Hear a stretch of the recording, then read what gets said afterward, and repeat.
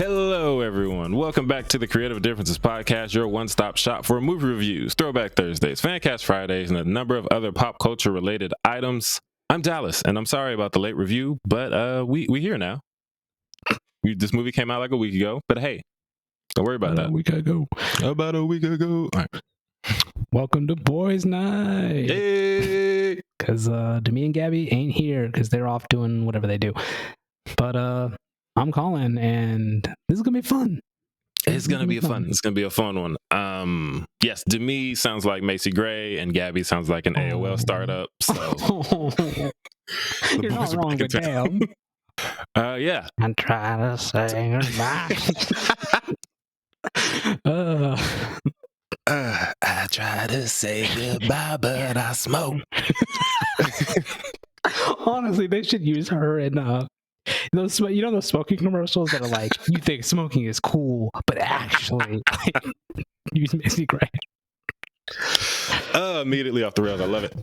Today we're talking about Guardians of the Galaxy Volume 3 and Schmigadoon. Yeah. Those things happened, and we were talking about them. Before we get into the episode, please like, share, and subscribe, because the reason Demi sounds like Macy Gray is because she's been running herself ragged. And if we can like hire a team or something, she can stop. Yeah. She can survive, because we got a reaction scheduled too. And we've never done one of those without Demi. I think it's going to go badly. Well, the good news on that, the movie is the highest quality of cinema. So our reaction to the movie will be great.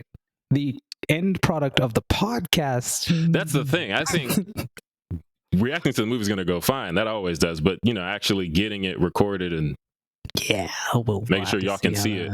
Yeah. We'll see how it goes. We'll see how it goes. But yeah, I think that's everything we need to cover in the beginning. Why don't you tell us about Schmigadoon? All right, Schmigadoon Season 2, which I guess you could technically call it Schmicago because that is what it is. Right. Basically, the main characters try to go back to Schmigadoon and they end up in Schmicago instead. Schmi-town, if you will. They wouldn't, but... Schmi-rack? See, they never use those terms. They only ever call it Schmicago. Because it's not...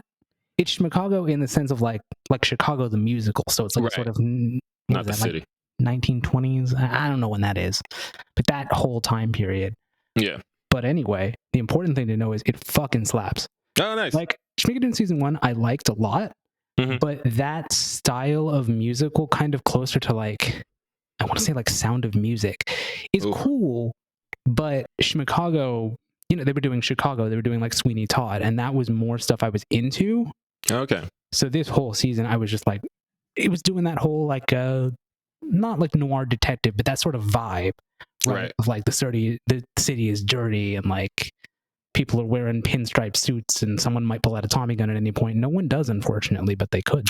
Missed opportunity. But man, this season I was just vibing with every episode. Like the music was super good. There's a song in I think episode 4 that if they don't get nominated for an Emmy, I'm gonna be real mad because it's good, like legitimately, like, oh, this is a really, like, if you like musicals, obviously if you don't, why are you watching the show?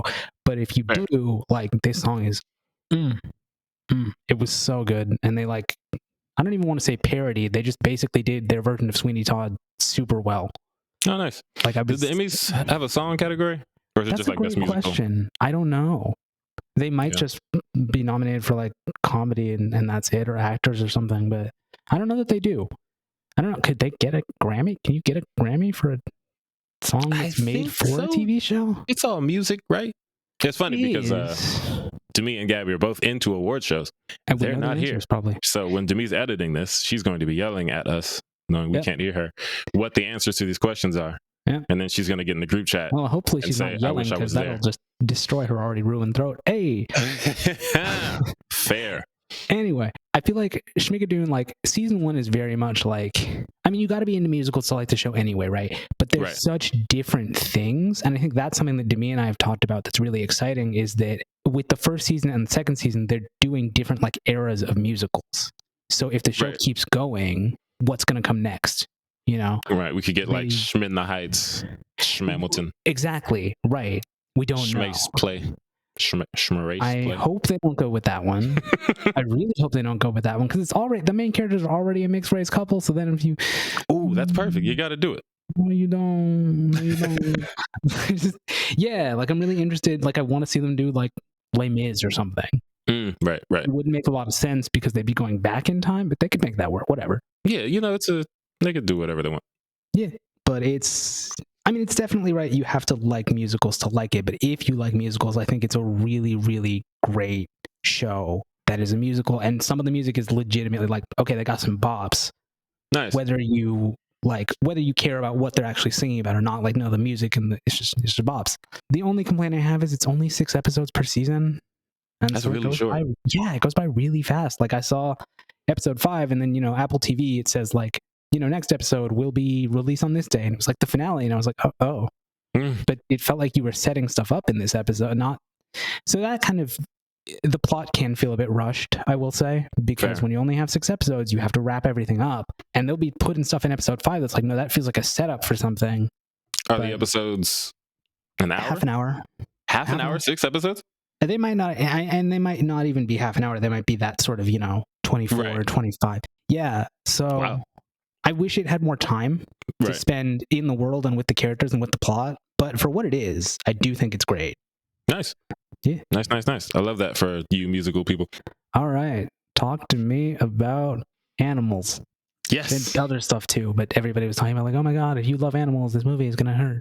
That's true. Let's talk about it. Guardians of the Galaxy Volume 3, written and directed by James Gunn. James Gunn is that guy that Colin doesn't like. He made Super. He made the Suicide Squad. Well, I don't think you dislike him. It depends if I count, like, if I hold his old, like, trauma work and all those bad jokes against him.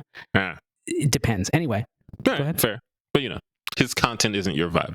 Yes. Which is fair. I get it. Super, the Suicide Squad, the other Guardians movies, other things. Movie stars Chris Pratt, Zoe Saldana, Dave Bautista, Karen Gillan, Palm Clementif, Vin Diesel, Bradley Cooper, Will Poulter, Sean Gunn, Chukwudi Iwuji, and a bunch of other people who've worked with James Gunn before, like his wife, Jennifer Holland. Oh, really? Yeah, she's great.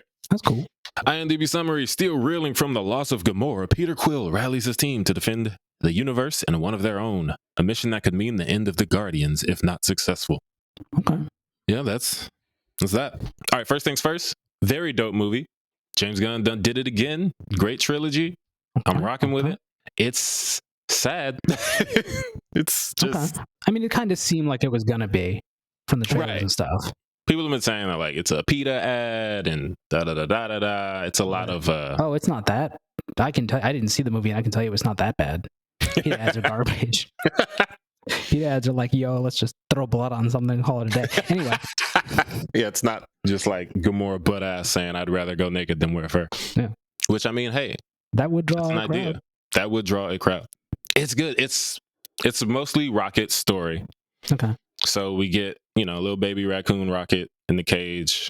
He meets all his friends, and they're like, you got cute animals. We need to hate the high evolutionary. That's the bad guy. So have him torture some cute animals and be like really, really cool about it. Oh, yeah. It's like he's fine with this. Yeah. All the animals are, like, all the ones that Rocket meets are like the one's missing arms, and she has like these metal arms, and then there's a rabbit who has like spider legs is the best way I could describe it. Like metal. Are we talking like, does it look kind of like, my immediate thought for some reason is that one toy from Toy Story? Yes. Okay, boom. Yes. That's exactly. Awesome. It's that scene from Toy Story when the things come out. Okay. And then it's horrifying, but then you find out they're not that bad. Okay, cool. Oh boy. But yeah, so on the Rocket side, we get a lot of flashbacks. It's like, oh, this is why he's like this.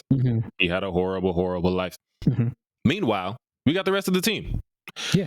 Gamora is, not the other Gamora. This is the one who they grabbed from the past. But they keep talking about how she, quote, doesn't remember. And it's like, well, it didn't happen to her. So it's not a matter of remembering. She didn't do that. She's a version who had never met the Guardians before, right? Right. She met them in, I think, Endgame. Right. So it's like, of course she doesn't remember, as she would not have those memories. She didn't make them in the first place. I don't rock with you niggas like that. Yeah. Leave me alone. But she's great. I'm glad to see Zoe get to play this side of Gamora. She was really good.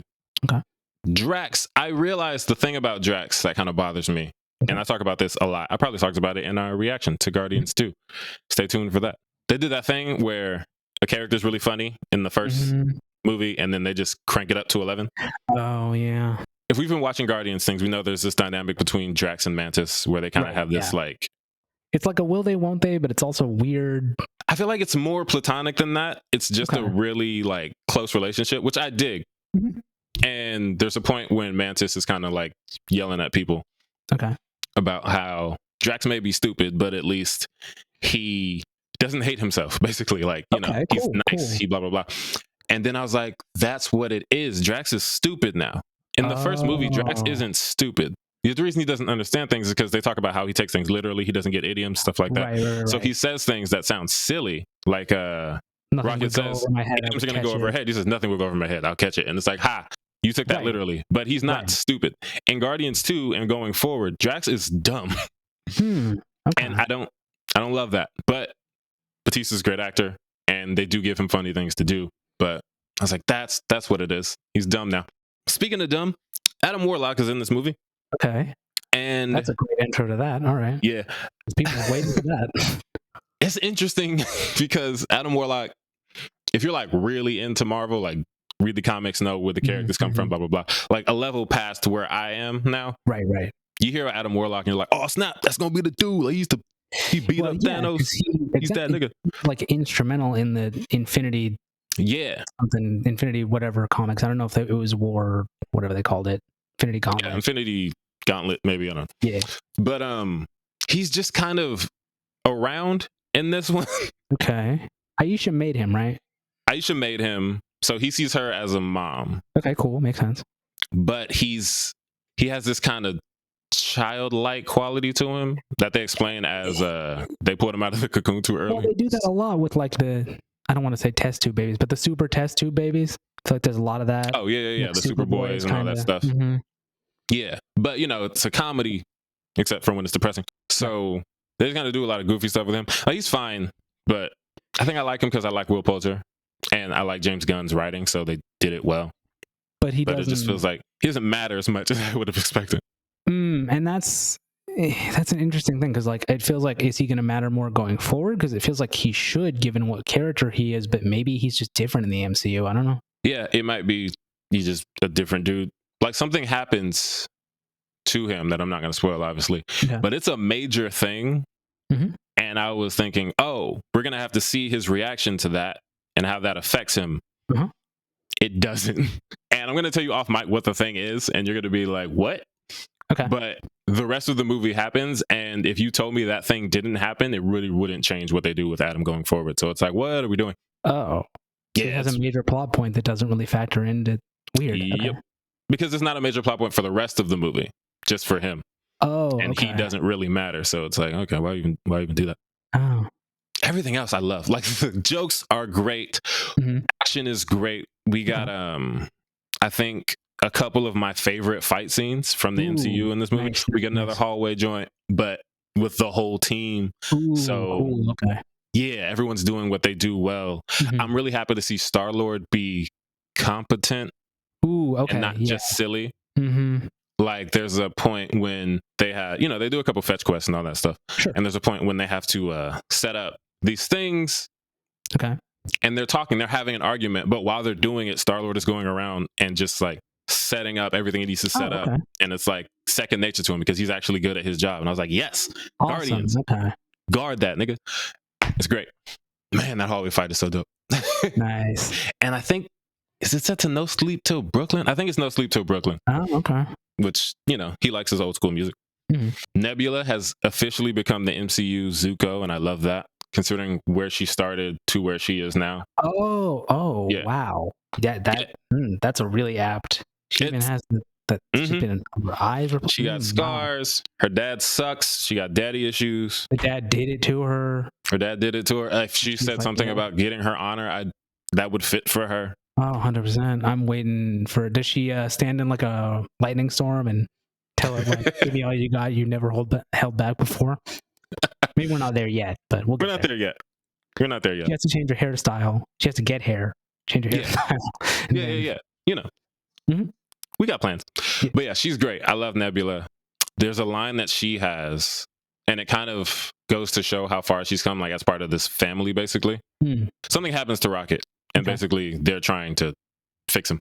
Right. And someone who doesn't know Rocket very well is like, care about that little gutted badger y'all got in there? Yeah. And then Nebula shows off her new special arm weapon. And she says, I got some upgrades courtesy of that gutted badger, and we're not going to risk his life to make yours more convenient. Ooh. And I was like, yo, talk to that nigga, Neb. Talk to that nigga. She's great. Shout out to Karen Gillan. She's fantastic. Despite being so, you know how Nebula is, like dry angry all the time. Yeah, angry. She works very well comedically, bouncing off of like Peter and everything like that. Cosmo, the dog, she's so adorable, and I love her. Nice. There's a running thing where Kraglin, he calls her a bad dog. What? And she is upset. And it like goes throughout the movie. There's like, take it back. No, take it back. No. Aww. And they run it through. And I love it so much. And I think the actress is Maria Bakalova. Yeah. Yeah. So shout out to her. She's great. Big shout out to Cosmo. Got to talk about the villain, High Evolutionary. He's just so evil. Okay. And it's interesting because sometimes, you gotta do a Killmonger. You got to do the villain's relatable. I get it. Like, I don't agree with him exactly, but I get it. This one's just like, no, you're bad. Okay. But it works. It doesn't feel like mustache twirly evil for evil's sake. Because from his perspective, he has a goal and he's going to do whatever he can to get it. It's not just like, I want to take over the world. Could you agree with his goal, if not his means to get there? No, but I see what he's trying to do. Okay. I don't rock with it. But his whole thing is trying to make this like perfect utopian society or whatever. Like, I want to make everything perfect. And that's the line from the trailer. Rocket says he didn't want to make things perfect. He just hated things the way they are. And it's like, yeah, he has that goal. So whatever he needs to do to get to that goal, if I need to torture some animals, so many animals, man, then I'm going to do it. And he sucks. And I was very much hoping for his death. Nigga's evil. Yeah. Great comedy, great action. It made you feel. Gaby was sobbing. Oh my God, really? Yeah. A lot of people, in fairness, a lot of people, like, you heard the sniffles and the crying. Okay. And I looked over. I never sit next to Gaby. Because she'll like hit you. She hits, she talks, she thirsts. It's a lot. But I looked a couple seats over and saw her, and I was like, oh boy. Man. You would have thought it was her family on there getting murdered. Oh my God. But yeah, it's a good movie. All right. The internet is exhausting. It's an exhausting place. People talk about Marvel now like, oh, they done fell off. All the movies are so bad now. It's like, shut up. But this movie came out and people were like, oh, it's so good to have a good Marvel movie again. I haven't seen a good Marvel movie since Winter Soldier. Since Winter Soldier. That's an exaggeration. Nobody says Winter Soldier as their example, but I mean, that would be a good one, but like nothing since then, Yeah, nobody's saying that. Well, but it's just a new phase. What were you saying? Sorry. Because like that's kind of the vibe that I've gotten is that like Endgame happened and then I'm not going to say they fell off, but it definitely felt like there's been less like, oh shit, the MCU is hidden. Yeah, I think you could say they fell off in terms of popular acclaim. Like I wouldn't say critical acclaim because I don't really keep track of that too much anyway. Yeah. But just when you talk about the MCU pre-Infinity War, Endgame, all that stuff. Yeah. Or around that time, the streets was hot. Oh my God, they're killing it. Look what they did. Yeah. And then now you talk about it and the popular thing to do is dunk on it like, oh, this is bad and that's bad. I don't like this. And that's the thing. Like as someone on the outside who have I seen what phase are we in? I think 4. I don't know if I've seen a Phase 4 movie. Wait, man. No, maybe not. The sense I get is like Marvel was almost inescapable when Infinity War was coming out, and it was like a Marvel movie coming out was an event, and now it kind of feels like a Marvel movie coming out is a movie coming out. Right. It's not what it was. But maybe they're building to something. I don't know. I mean, they always seem to be. That's kind of their thing. It's just interesting because like I feel like. How to put it? What it feels like for me is that Phase 4 is phase one again. Let's introduce a bunch of new people, somewhat, not completely, obviously, because like Ant-Man and the Wasp been around, Right. and build up to something. And I think that maybe what's happening is like when they first started it, no one had any idea how good it could get, and so they were willing to ride it with it and go, okay, ooh, you know, that one slapped. I think now maybe there's this unbelievably high expectation for every Marvel movie needs to be Infinity War, every Marvel movie needs to be Endgame, and it's like, nah. They're gonna build up again, right? And then, you know, they do things different and people don't like different. Except then people say, but everything is the same, we want different, but not that different. Yes, and they criticize Marvel for both, like, oh, you guys are too formulaic, and then they do something different, like, well, don't do that though, I don't like that. And it's just, the internet is exhausting. Yeah, as someone who's been an MCU fan since, oh my god, 15 years ago, I've always loved it. And, you know, that is half our life. Oh, too long. And not every movie's gonna hit in a certain way, but I want to be able to watch a movie come out and be like, that was really dope. I really like Guardians 3. I don't want to have to come out and just hear a bunch of people talk about, oh man, they finally made a good movie again.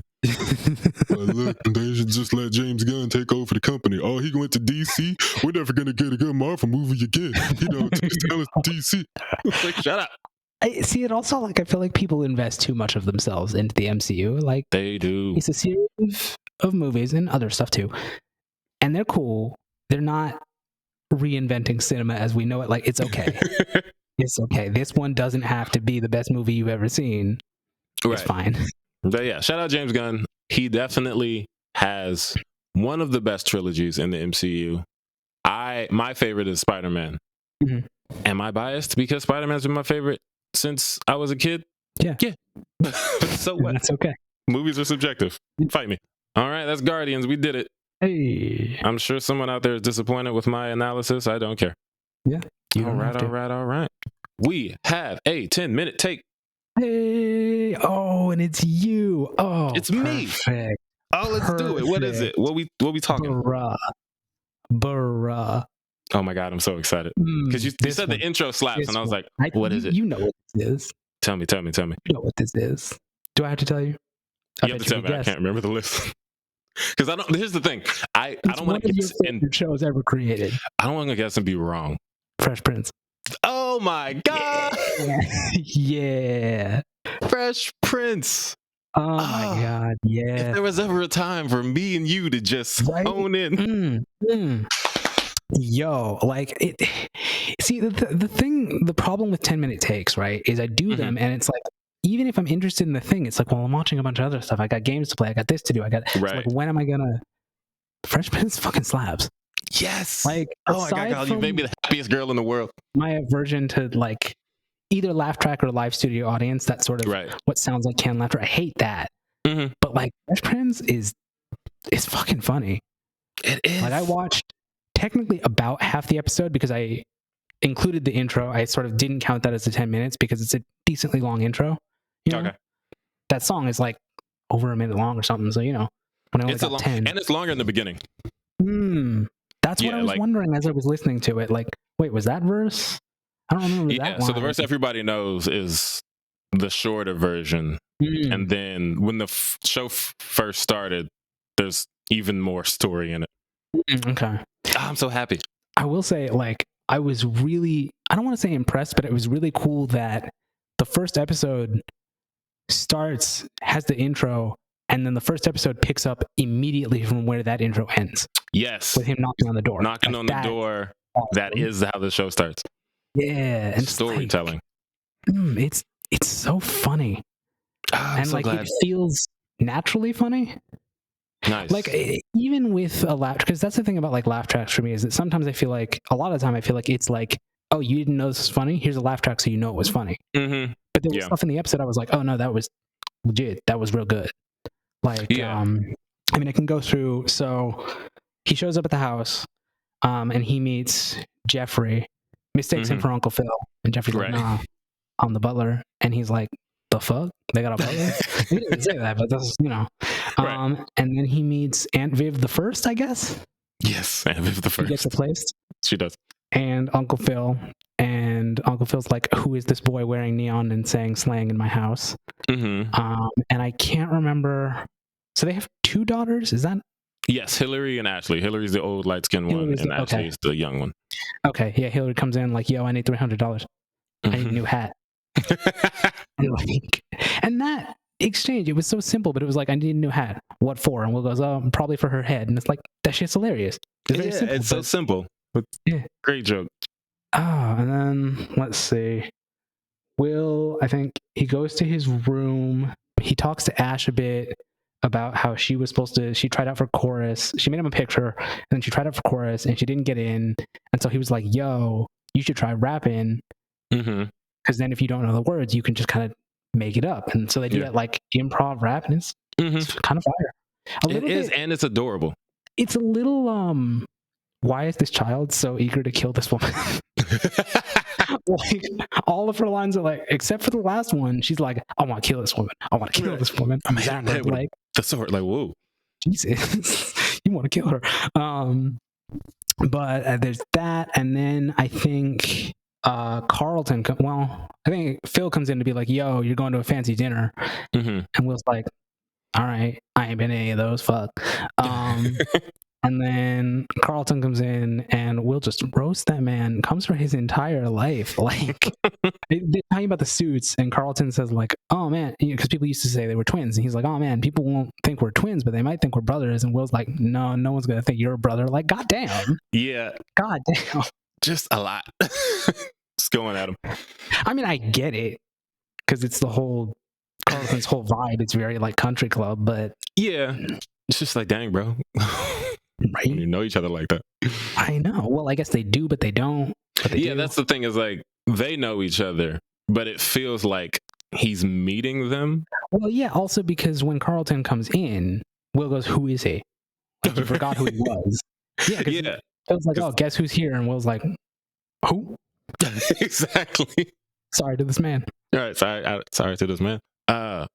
So I'm very happy to hear this, because I have loved Fresh Prince since I was a wee lad. When you like something for that long, sometimes you look back and you watch it and you can't experience it from a state of like without nostalgia. Right. So when I watch it, I'm still laughing, but do I just enjoy the memory of how funny this was to me?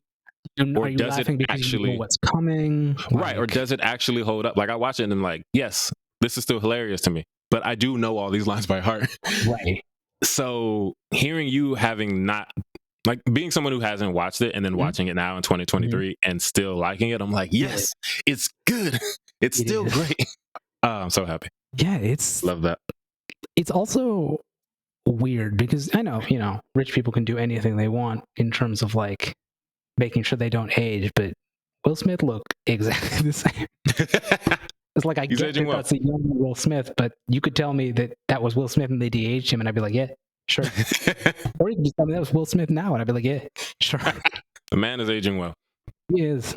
And that show, it's that. Like, I love that. I want to keep going with it. I don't know when I'm going to fit it in, because it's legitimately like really good. Like, I was laughing out loud at actual bits like, oh shit, no, that was good. Like, I love that. Oh man, and like when they get to the party, because I stopped like right after they get to the party, but Hillary has this conversation with some white lady about like, oh, global warming, we have to like save the world, even though I was on this bus and blah blah blah. And there was that whole thing, and the lady's like, oh, where do I donate? I was like, I don't know. Right, I don't know. That's so good.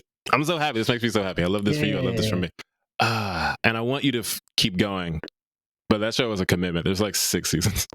And this is back when seasons were like 20 some episodes? I think so, yeah. This was 1990 to 96. So whatever they were doing. Wild, because like I was watching, I'm caught up on Abbott Elementary, and I was like, there's so many episodes in this season, but like, no, that's just how it was. That's how sitcoms it's just weird to see it today. Yeah, we never get to the 22 episodes today. I love that. I'm so happy. Yeah. Nice. I've been trying to narrow down what I was going to talk to you about. Okay. But I think I have narrowed it down because you are Mr. Animation is the superior medium. I am, yeah. Yeah, so I feel like this is a good time to talk to you about Unicorn Warriors Eternal. I watched the first episode of that. Oh, good. I wasn't feeling it as much as I wanted to. I might go back, but the concept slaps. Okay, cool. I'm glad that you've seen it. when you understand like what this is and like how it works, and then when you see like the different reincarnate, like that was like ooh. Oh, I'm so glad. So glad you're here. Okay, so the show is created by Genndy Tartakovsky. He made Samurai Jack. He made Primal. He made Dexter's Lab.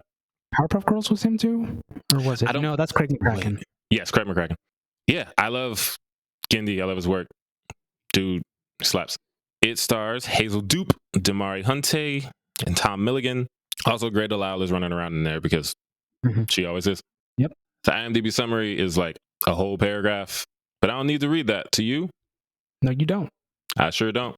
So yeah, unless you're reading it for the people. But basically, I guess I would summarize it as like the basic premise is there are a bunch of warriors who keep not quite reincarnating every time, but like when they die, their spirits go into someone else. Yeah, and really interesting premise. I do like that. I didn't even know this show existed, but I was on Twitter and shout out to Johnny Tucellos on YouTube. He tweeted something about Genndy, and I was like, Genndy, what's Genndy doing? And I realized that he has a new show out on Adult Swim. So I check it out, and yeah, there's a Edred, the white-haired warrior, Melinda, a sorceress, and then Sang, a monk with glowing eyes that look really cool. I've only seen the first 2 episodes. Okay. So yeah, we're getting the backstory. Like, oh, you warriors have to fight for all eternity because darkness don't sleep. They feed off of death. And we see over the course of time how they're doing this. The robot Copernicus with his top hat be bouncing around, doing his thing. He shoots him with this like unicorn thing. He blasts him. And then they just take over the life of the person. Well, that's what's interesting is because I've only seen the first episode, but there's a moment in there where it seems like they take over, but sometimes they don't. Because there's a moment where the girl whose name I don't know is like flying, and then she's not. And she's like, what the fuck is happening? So it's like, do they take over all the time?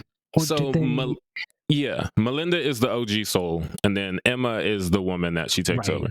And it's interesting because I was wondering, like, how does this work? Right. It's not like an Avatar situation, like you just reincarnate, you're born as a person. It's like this person had a life, and then Copernicus shows up, blasts them, and then now they're you. You know, well, that sucks. How does that affect that person's life? Exactly, and then boom, we go to a wedding with this big head Betty Boop looking girl, Emma, and they're all happy. Everybody's like, oh, Winston, I love you. I can't wait to marry you. And then Copernicus bounces ass in the wedding and just blasts him in the face. And then the hair gets dark. She wakes up.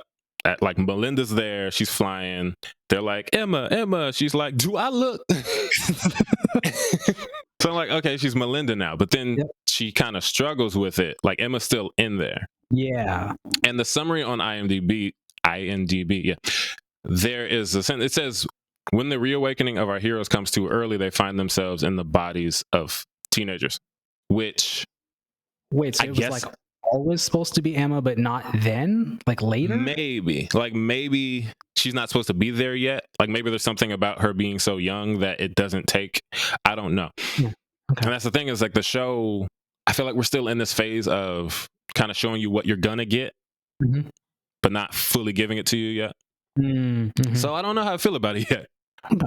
They do some really cool things with the animation. The style isn't my favorite for some of the characters. Like when they cut to the wedding, I was like, yeah, and they're showing Emma's dad, like the old. Yeah, it's just that look is a little upsetting, but I'm like, okay, but they do some cool things with Copernicus shooting his beam and Melinda using her powers. All that stuff looks really cool. And there's this like ghost mammoth thing in the second episode that looks super dope. Okay. So yeah, I'm gonna keep rocking with it. Okay. Yeah, I feel like it's like okay, I think I know where we're going. Now let's go there. Because the first episode is a lot of this is where we're going. Yeah. But yeah, I'm glad that you've seen at least a little of it because I was like, how am I going to explain this show? Luckily, you don't have to. I don't have to. But yeah, for the audience, if you guys are also of the mind that animation is the superior medium, or you just want to watch a cool looking cartoon that looks cool but also doesn't, then boom, Unicorn Warriors Eternal. It's on the Max. I think they're calling it the Max now. It's on H. That's where I watch it. Oh, I got to it from Adult Swim, but yeah. Yeah. I don't got TV no more. Also, I don't think it's Max yet. I think that's in about 10 days. Yeah. Maybe they max out or whatever. whatever it's called. It's over there. All right. Trailer tracking. Dune, another one. Dune Part Two. The Arakan bullworm. I need that trailer, but just DJ Khaled. He's just standing in the sand. Okay, so first things first, Demi would like you all to know that she is once again going to make Dune her entire personality. Which is a choice. It is a choice. As someone who finds it to be fine, but also just... Okay. It's so funny because, you know, it's all about sand, pretty much. I don't remember the movie.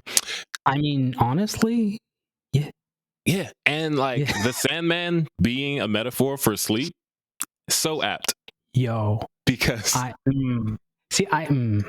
sent a link. No, did I post? I posted a link to an Onion article that said Dune Part 2 to pick up exactly where audiences fell asleep in the first one. Yo, if that ain't the truth. I was like, oh, okay. I thought it was just me and Colin. Yo, it's funny because when you said it was fine, my initial reaction was, "Oh, that's generous." Oh, it's not bad. I don't think it's bad, but it's just, it was dull the entire time. Now, part of it for me is that I was comparing it to the 80s movie, which is stupid and cheesy. Yeah, it's very nothing's different. Going to compare. Yeah, they went in a very different direction. And they were going to. They were always going to. They were not going to make something that silly because this is in the era where if we're going to adapt something that people like, we don't want it to be too silly because then they'll be like, oh my god, it was silly. It's not supposed to be silly. He's supposed to be like taking the drugs or whatever. I don't know. Apparently he like becomes a worm in one of the later books or something. What? Yeah, there's something like that. He like becomes a worm or something. Anyway, we'll get there. Maybe we won't. I don't know. I won't get there, but you know, people who watch it won't. Yeah, but like I watched that first movie and I was like, yeah, this is pretty, but I'm bored out of my mind. And fair. So it's just like, maybe the second one would be more interesting, but am I going to, I don't want to say put myself through it, but put myself through it. I don't care about like indie darling Timothy Chalamet like saving the brown people. I just don't. I would say the first one is well made, and this one looks well made too. I don't know why it's so boring to me, because on paper it shouldn't be. Like, we got Alaskan bullworm, we got witches who use scary voices. The elements are there. Yeah, we got a pain box. Put your hand in this box, it hurts. To be fair, I don't know if we ever see the pain box again. Nah. But, you know, great cast. Aquaman's here. Thanos is here. Isn't Thunder Thighs in Part 2? Don't call her that.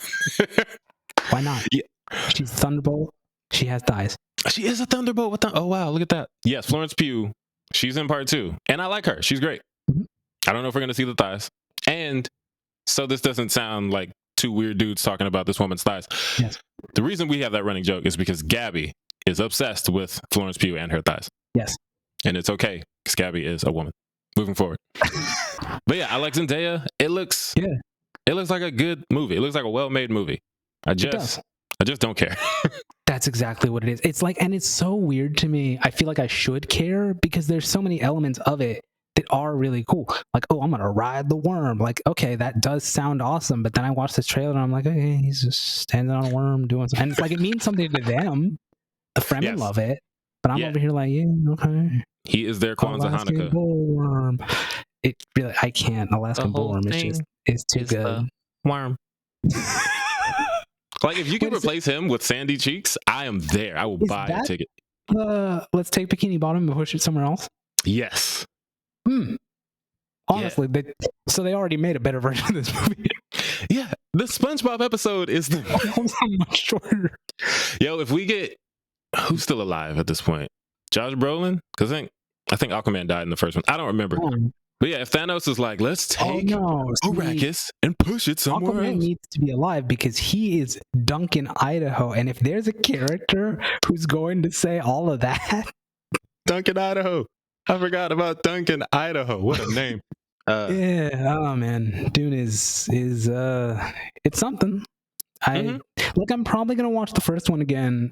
We might end up watching it as a throwback, so I'll wait for that. We might do that.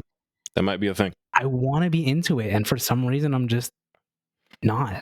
You got other things you can be into, bro. But it's like Dune is one of those, like, it's up there with like Lord of the Rings. Is like, if you like fantasy and sci-fi, you like Dune. least the first one. The series, people have varying opinions on.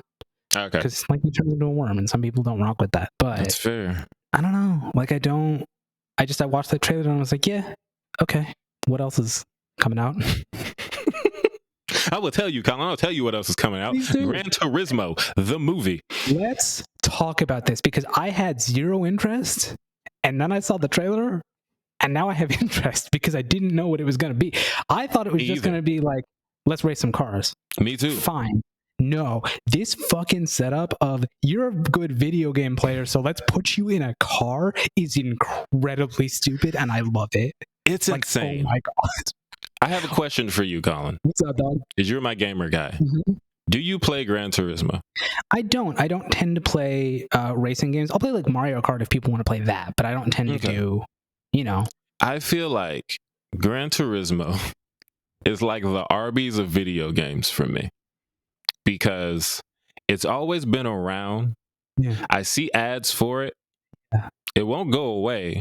No. But I don't know anyone who has ever experienced it. Well, because there's stuff like Forza that kind of eclipsed it. I don't know. I think I may have played a Gran Turismo game as a kid once, but it's always just been there. I've always known it's there. I don't think I've ever can't remember talked to anyone who actually plays it. The last time I heard about a new Gran Turismo game, like as an announcement, the new Forza game, there's one of those every 5 goddamn minutes. And they're always like, yo, this time the dirt particles are so real, they will clog your throat and you will die. And I'm like, okay, sure. Okay, maybe it's Forza. But yeah, Gran Turismo just seems like one of those things that no one talks about. They put one out last year, Gran Turismo 7. Oh, they did? Yeah, see, boom. Nobody, we didn't know. It's like the new Arby's sandwich. So you see an ad for it. It's like, oh. Even Arby's has a little more staying power because they have the annoying man shouting, "We have the meats." Don't you diss Ving Rhames and his meat. I'm gonna diss him. It's good, but it's bad. Like I wish I could have been in the boardroom where they were like, okay, we need a slogan. What are we gonna do? What are we gonna do? We have the meat. Like, I guess, sure. It's great. But yeah, it's an interesting premise. I saw the trailer, I think before Guardians. Mm-hmm. I was like, oh, okay, they got a You Can Hate Me Now. Great song. Love that. What's his name? David Harbour? Yes, thank you. David Harbour. I love him. He's great. Mm-hmm. But yeah, the premise is just like, wait, what? It's so, like, I was watching it and I was like, because I put it on and first I was a little distracted and so I didn't get it. And then they said something about, well, if you win this video game thing, I was like, no, they're not. And then I went back and I was like, oh, you're good at a video game, so let's put you in a real car. No, that's not how that works. And like, there's a line in there near the end of the trailer where the dude's like, I know this track. I've raced it 1,000 times. Like, no, you haven't raced it in a fucking car. That's right, not how he says that works. In such earnest. Right. He's like, you don't know this. I play Madden, and I know, what the stadium looks like for the Rams when I play Madden. I haven't been on the field. The Rams quarterback, yeah, this is a ridiculous thing to say. And it says it's based on a true story, which could mean anything at this point. That label is like, honestly, they could be like, oh yeah, this dude, he played Gran Turismo and then he drove home. He got out of that car and into a real car. But I don't know. Like, oh my god, I don't know that I'm actually gonna bother to see it, but there's so much in it. Like, there's a part where he's like playing the game, but then it's like, or I don't know if he's playing the game or he's racing, and then he imagines himself playing the game, and it's like, this is not a 1-to-1, and they're trying to make it seem like it is, and it's so good. Yeah, I don't know. I like Neil Blomkamp. I like District 9. Chappie was. I never saw that. Cool. I think you would like it. It's very good. Okay. I don't know about this one. You're not super excited for the Gran Turismo movie? No. But I applaud them for doing something different than just the game's about racing cars, so the movie's about racing cars. And that's 100% what I thought it was going to be. Right. It's a weird kind of meta. Like, the adaptation of the game is about the game. Yeah. But also real Gran Turismo. Yeah. Wild. Anyway, on to the crowded room. White people acting up as they do. White people and Sasha Lane. I was going to say, and that black woman whose name escapes me at the moment. Thank you. Yeah, Sasha Lane. She was in the most recent Hellboy. Bet. Yes. Yeah, she was. She was also in been in other stuff. Loki, apparently. She was. Yes. She was the the one. I don't know. She was one of the cops who got like some shit happened to her or something. I don't know. Yeah, you know, ACAB. This show. So I saw the trailer and I thought it was a movie. I honestly couldn't show. Okay. It's a show. It's a mini series because everything's a mini series now. Yep. I thought it was a movie and I got really excited. Mm-hmm. And I found out it's a show and I got less excited because. Okay, so why does that make you less excited? Because if you tell me there's a movie coming out on Apple TV Plus and it comes out, I was looking for the release date. I don't have it, but you know, I can say, okay, cool. That day, I'm gonna come home from work. I'm gonna throw on The Crowded Room. I'm gonna watch it. I'm gonna talk about it on the podcast. Eat some popcorn. Cool. But then when you tell me this mini series is coming out, so I'm like, okay, cool. For the next 6 to 8 weeks, I have a thing to do. This is more of a commitment, and I have too many shows, and I'm much more willing to just decide, yeah, I'll spend a couple hours with that as a movie, then decide I'm gonna spend several weeks, 1 hour at a time with this thing. The first episode airs on June 9th, so pretty soon. Yeah, but it looks really good, so I am gonna watch it. I love Tom Holland. It's got what's her name that Demi likes. Say new legs. I said it's got what's her name that Demi likes. Amy Rossum. Oh, yes. What? Okay, so okay, that's not too bad. It's going to premiere with 3 episodes, but then the next 7 episodes will be released weekly, concluding on July 28th. So yeah, it's a 2-month thing. Yeah, but it looks good. It looks very, murder mystery. Who did this? Did you do this? Did they do this? And I rock with that. I don't, I don't have Mindhunter anymore. Yeah. And to be honest, at this point, if Mindhunter came out, I don't even know if I would watch it because. Really? Yeah, the true crime stuff is really icky for me. It has become like it wasn't before?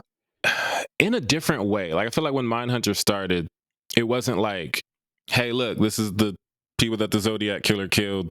These are their real names. They really died. Watch this for entertainment. Like Dahmer. That's and I started to realize, because in Mindhunter, they changed the names of the protagonists. Like the guy he's based on that's not Holden. But they used the real names of the killers. And I'm like, well, I don't love that, but also I don't know that they're using real victims' names or anything like that. But the more I started to see stuff like, Dahmer and Ted Bundy and all that stuff, it's like, look at this sensationalized version of someone who really lost their family. Yeah. And it's like, man, is Mindhunter doing that? Probably. It was just, it was so good. See, that's something about true crime is that I've always kind of felt that like, this is ultimately about real people who really got murdered in often really grisly, horrible ways. And it feels weird to, like, documentaries, I kind of understand, but even that, it feels like, why does this need to become a story, I guess is my question. Right. And I get, like documentaries, it feels different. Like, whatever you're watching, chances are you're watching it for entertainment, but also there's a different kind of thing. Like, Dahmer is just... This is purely for entertainment. All these people's pain and suffering. And when it becomes that big, now you can't escape it. Like if there's like a Hulu documentary about Jeffrey Dahmer, it's like you might be able to just scroll past that. But say I knew someone in that family, like in one of the victims' family or something like that. When Dahmer was out, there was no way for me to not see stuff about it. Right. And it's like there was a lot. I mean, I didn't see a lot, but what I saw mattered of like, wow, they really were super accurate about this, which is kind of fucked up in a sense because it's like that's not like there's a level of like it's the kind of thing where I look at whoever did the acting for that and I'm like, you did your job and you did your job really well, but I'm kind of wondering why you were willing to do that job when you knew that you were emulating someone's real anguish. Right. And then there's like awards nominations for it, and it's like now we're celebrating your portrayal of this, we're putting you on stage, and it's like which is funny because I don't think The Crowded Room has anything to do with any of that. Not as far as it is inspired by a novel. Okay. It's nonfiction. But I think that might get as true crimey as it gets. Okay. But I'll watch it, and if I feel icky, I'll let you know. Okay. Also, let me know over the course of the series if Tom Holland's wig gets any less offensive because I don't have high hopes for that. All right. But it looks good. It looks really good. I think one of the things I like is that, and I kind of get the idea of where they're going, I think, with the trailer.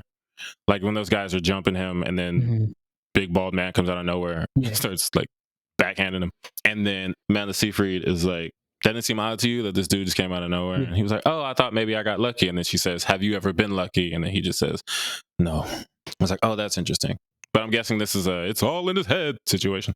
Ooh. Like all these things that he's seeing these other people do is really him doing these things. Oh, that's interesting. Like a secret window.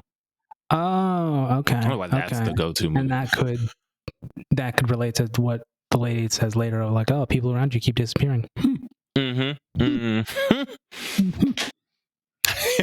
All right. But yeah, boom, boom, boom. I'm going to watch it. Maybe by myself.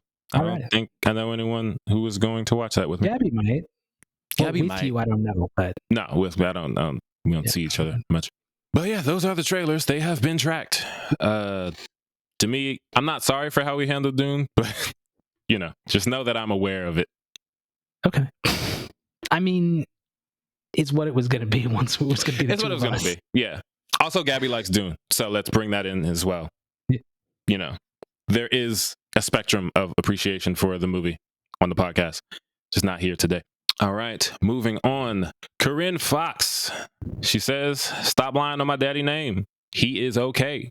That is Jamie Foxx's daughter? Jamie Foxx's daughter. Yeah. Should have said that first. Okay, so this was an interesting experience because usually what happens is I hear, oh, a celebrity was in some sort of accident and now this is where we are. The first thing I heard about Jamie Foxx was, oh, he gonna fucking die.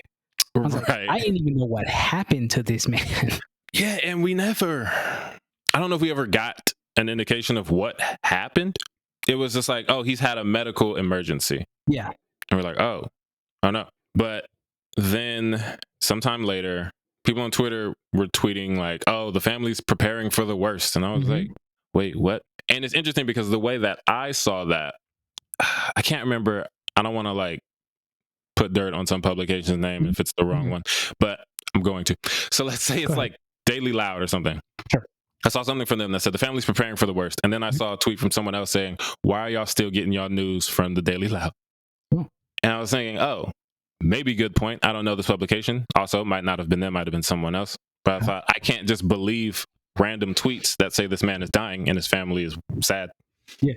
So then, going out, people are saying that like in the streets. And I'm like, I don't know. I don't know. But then, his daughter came out and said, he's chilling. What was it? Like he's been out of the hospital for weeks. He's playing pickleball. Yeah. She said, update from the family. Sad to see how the media runs wild. My dad has been out of the hospital for weeks, recuperating. In fact, he was playing pickleball yesterday. Thanks for everyone's prayers and support. So first things first, love that. I'm very glad to hear that he is doing better. I love Jamie Foxx. I don't know the man, but he's just such an enjoyable person from the standpoint of a fan. So I'm very happy to hear that he's recuperating, that he's playing pickleball, which... What the fuck is pickleball? Apparently the fastest growing sport in America for white people. And the reason I responded like that is because there's a running thing in the TV show, Shrinking, where one of the friends is like, let's play pickleball. And then the black dude's like, what the hell is pickleball? He says the fastest growing sport in America. And then he says, yeah, maybe for white people. I don't know what it is, but Jamie's playing it and he is okay. I'm happy. I love that. Everybody needs to relax on the internet. If you hear something, don't just run with it.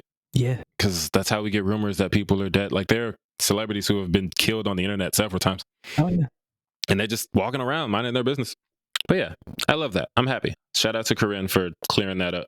I hope that Jamie continues to heal and play pickleball, get back to his old self. On to the next thing. Tom Hiddleston and Mark Hamill are going to star in a Stephen King adaptation, The Life of Chuck, for director, our boy, Mike Flanagan. Now, Colin, you don't really rock with Stephen King, correct? I do not. Okay, so my thing about Stephen King is that to me, Stephen King does horror at its most essential, which is to say that, like, for example, there's a short story of his that's very popular that's called The Jaunt. I've read it multiple times. It's a horror story. Right. It doesn't really have, like, emotion, doesn't really have, like, oh, man, but actually this was a metaphor for how sad these people's lives were and they learn. Like, no, it's just like, oh, this fucking awful thing happens. And it's like that, to me, seems to be what Stephen King does with a lot of his work is, I'm gonna scare you, And it's all I set out to do. And he does a very good job of that. But that's why I don't really rock with him, because like I'm fine with something being scary if there's more to it that does interest me, because the scary doesn't. I feel you. I don't know what is it, Life of Chuck? Yes, The Life of Chuck. Yeah, like I don't know what this is going to be, but I'm kind of assuming it's probably going to be, well, I'm going to scare you. I can see that. But despite the fact that you love horror, nope. You also like, Colin, the evidence is there. You are not beating the allegations, sir. And evidence of these allegations, you love Mike Flanagan. Yeah. The man only makes horror, Colin. Yeah. I ain't seen a non-spooky thing with this man's name on it ever. No, you're right. Which, what I will say is that he does the, I'm gonna scare you, but also look at these people's family trauma. Right. And look at this family, like Bly Manor is borderline more of a family drama than a horror story. Bly Manor is not. I was waiting for more horror than we got. Yeah, it ain't really that scary, but I'm with it. I love Mark Hamill. I like Tom Hiddleston. Mike Flanagan is that dude. He's never made something that I've seen that I didn't like. And I look forward to watching this, and then you're going to watch it. We could talk about it. You could say you don't like horror. I can bring up the allegations. All right. Huh? Well, they're not going to watch it, but all right. Colin, it's our boy, Money Mike. Mikey F. M. Flans. M. Flans? That one might be a little too much. Maybe. I don't know. But I don't know. I mean, I'll wait to see like a trailer, and if it sounds interesting, then I'll check it out. But like, okay. You say Stephen King, I'm like, I don't know about that one. You like It? You like the It movie? Okay, that's fair. Like the Stephen King adaptation. I did. They did take out the orgy, so that's important. We have to acknowledge that. Yes, no orgy. See, it's like there's that, and there's like Gerald's Game, which that's just horror. I haven't seen that one yet. It's on my watch list. I haven't seen it, but I know it. You know. Yeah. Like fair. Shadow people, degloving, and then no, thank you. Oh God, I just realized what degloving means. It's not a term I've heard, but I've heard of what happens in the movie, and I don't like that. Yeah. It's unfortunate. But also, Carla Gugino playing sex games.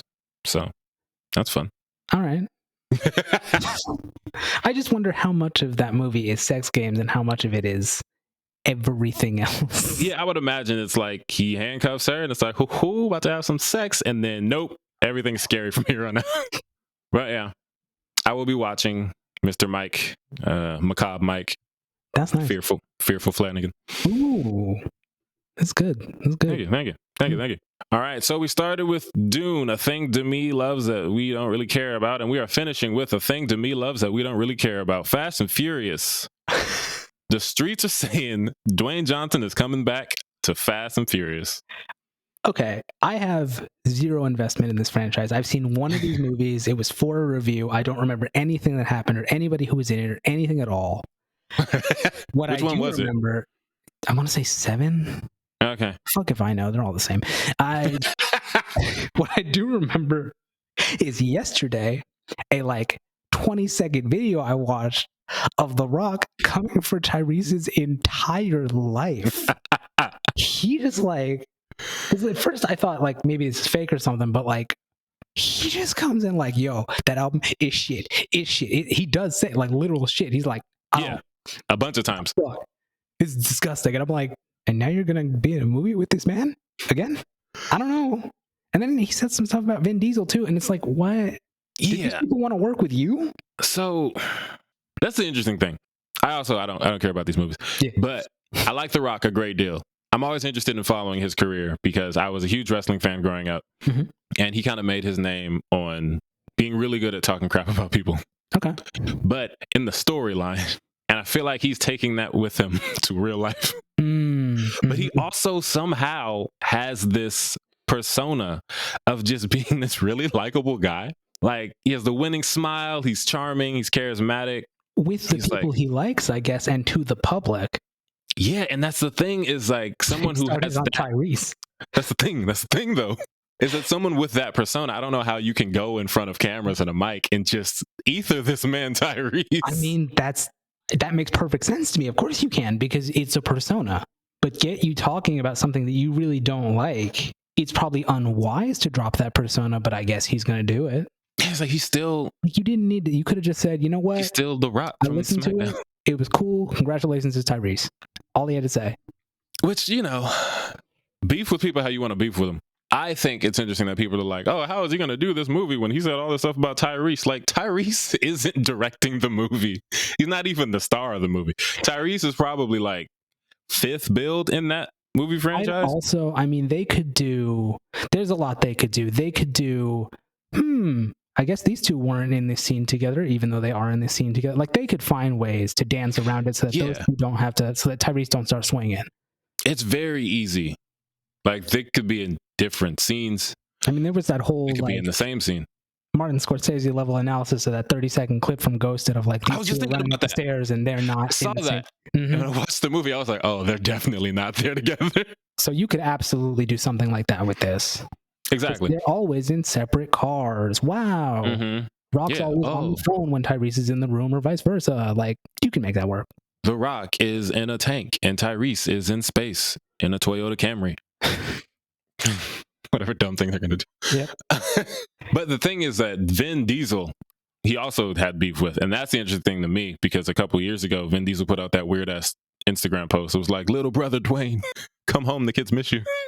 That wasn't exactly what he wrote, but it did start with my little brother Dwayne, which I thought was odd. It's like, this man don't even like you. Don't call him little brother. But then that's when Dwayne said, no, I will never come back. I don't like you guys. And that was a couple years ago. Okay. So... yeah, we'll see what happens. I mean, I guess that's the thing is, like, obviously we're never going to know the full details, but it's like, did he make up with them, or did the studio be like, yo, we'll give you $50 million? And he was like, well, I don't got to like him, but I can cash that check. You know? Yeah. Which, I don't know. The Rock doesn't ever seem to be like a person who's hurting for money. No, certainly not. He and his ex-wife bought a football league a couple years ago. What the fuck?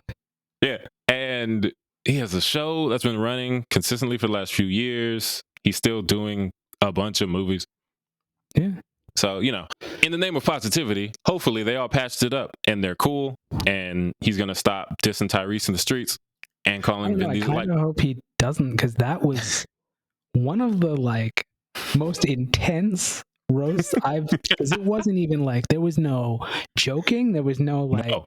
It was just like, this album is terrible. He's terrible. Should have called it like black piece of shit. What are you doing? Right. Like, the album is bad and you should feel bad kind of vibes. So yeah, that's what's going on over there. Demi will watch it. She will let us know how that goes. I mean, I can't imagine it will come across in the movies at all. No. But I assume we already talked about the whole, it's now 3 movies instead of 2 and this franchise is never going to fucking die. Oh, yeah. There are 3 of them now. Yeah. Instead of 2, this franchise is never going to die. Which, like, it's fine. It doesn't need to. People like it. It makes money, whatever. But, like, oh my, what's the longest running franchise of movies? Like, with, like, straight up sequels? I mean, there's people like, if you count, like, the James Bond movies and running for, like, 80 years or whatever. That's not really 80, but, like, a long time. That's fair. But I do think I saw something about this being the longest running franchise with the same primary cast. Okay. Yeah. Which they keep bringing people in, but like, yeah, you still have Vin and Letty. Michelle, sorry. Okay. Ludacris, Tyrese. All right. Yeah. I don't care about these car movies. Same. But that's it. We did it. We did it. We look at us. Who would have thought? All right. Audience, thank you for listening to all of that. We hope you had fun with us on our guys' night. Thank you, Crown Digital, Brandon, and Io for putting us on Spotify and Apple Podcasts. Demi, thank you for editing and putting us on YouTube. I hope you're not dying. Yep. You sounded pretty bad. Yep. I hope you feel better. Audience, what'd you think? Oh, Colin, thank you for holding it down, man. You came through. I got you. Did this. I like this. This was fun. This is good. And thank you for watching Fresh Prince. I needed that vindication of someone who hasn't seen it watching it for the first time. I was so, like, it was just kind of the stars aligning type of thing. Because, like, it was, I did a random number generator. It was like Fresh Prince. And I was like, oh, that's going to be awesome. And I was like, oh, it's just me and Dallas. Oh, fuck yeah. All right, let's go. Love that. Love it. Audience, what'd you think of Guardians Volume 3? Did you cry? Probably. Maybe you didn't. I didn't cry, but there's something wrong with me. It doesn't cry. Also, is Cosmo a bad dog or a good dog? Let us know what you think. Let us know in the comments. Or you can hit us on Twitter at y'all_different, Instagram and Tumblr at Creative Differences Podcast, Facebook.com/Creative Differences PC, and TikTok at Creative Differences Pod. If you want to talk some more about comic book movies and why they are, in fact, cinema, or just want to talk about how amazing Fresh Prince is, you can find me on Twitter and or Instagram at a king named Simba. If you want to talk to me about really, can something be both cinema and clown work, I think is the ultimate question. You can find me on Twitter and Instagram at Duck McGuck. Yes, if you want to find Gaby, she's on Twitter at Gamora's Gams. Oh, and you can... I like that. Thank you. And you can find Demi on Twitter at I'm a Good Dog.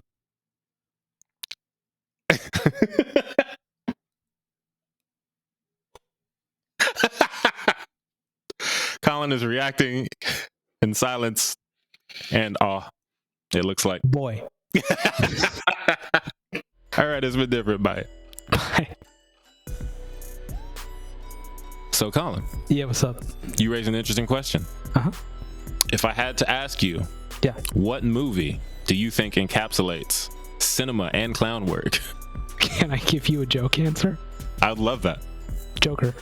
Ah, that's good. That's good. I was like, as soon as you said, I was like, oh, right. Joker, the clown.